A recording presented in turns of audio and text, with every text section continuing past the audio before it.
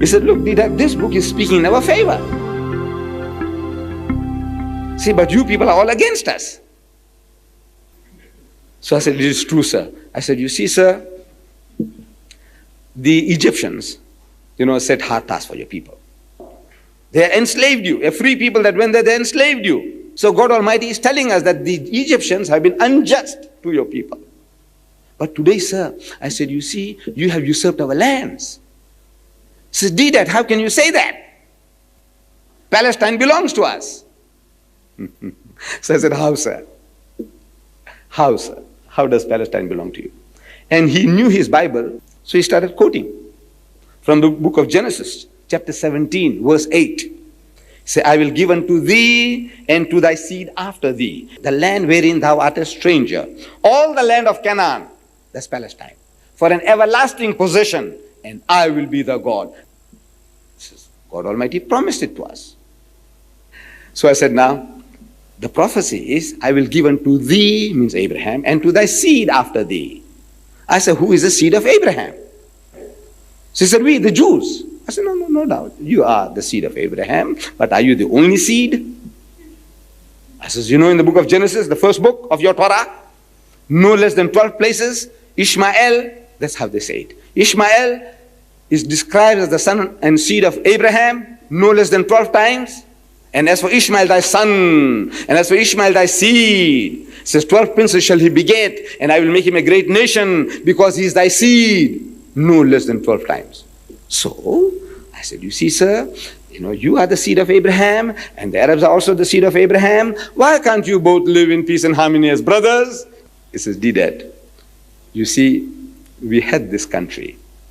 We possessed it under David and Solomon. So, they are entitled to it.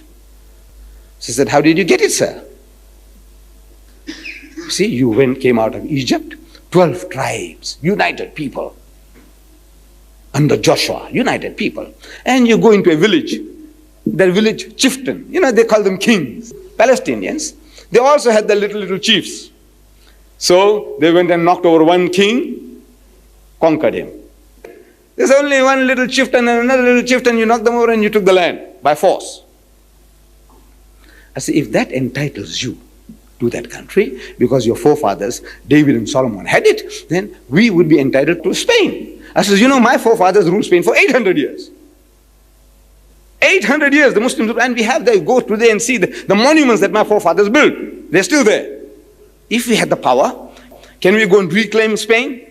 I said, the Dutch, can they go back to Indonesia? I said, look, our forefathers ruled it for 300 years. The Portuguese, can they come back to Mozambique? They said, look, our forefathers ruled it for 500 years. Nonsense.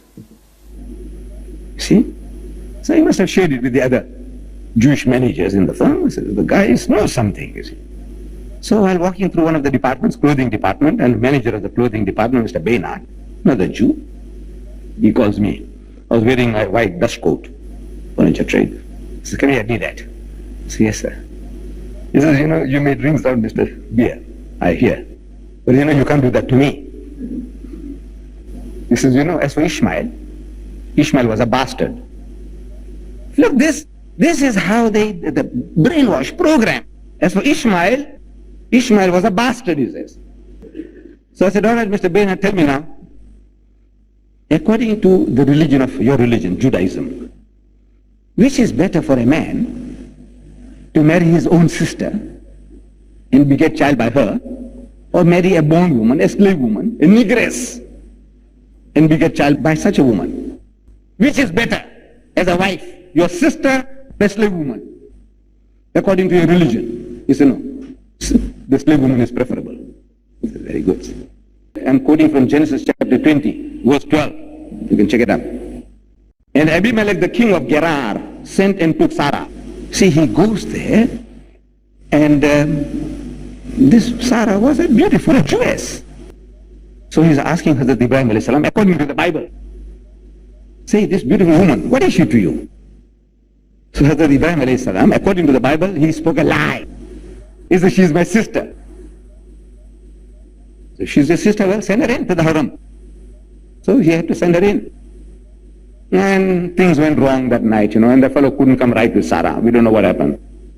But next morning, he's frustrated and is calling Ibrahim, Hazrat Ibrahim alayhi salam, and asking him, say, look man, because of this woman I had a sleepless night. Tell me, what is your connection with her? So he said, she's my wife. He said, why did you lie to me? And Hazrat Ibrahim alayhi salam says, according to Genesis chapter 20 verse 12, he said, and yet indeed, means without doubt, she is my sister. She is the daughter of my father, but not the daughter of my mother. It's different mother, but is the father's seed. And she became my wife. So she is Abraham's sister, seed coming from the same father. And you said, according to Judaism, according to eugenics, according to common sense, that the negress was preferable. And you say Ishmael is a bastard because he's a child to Hagar, a slave woman. So I said, if Ishmael is a bastard, then Isaac is a greater bastard according to your standards. We dare not speak about the prophets of God. Hazrat Ismail alayhi salam, he was a prophet of God. Hazrat Ishaq alayhi salam was a prophet of God. But now you're arguing with the sick mentality. You got to get rid of the sickness. You got to give it to him with a sledgehammer.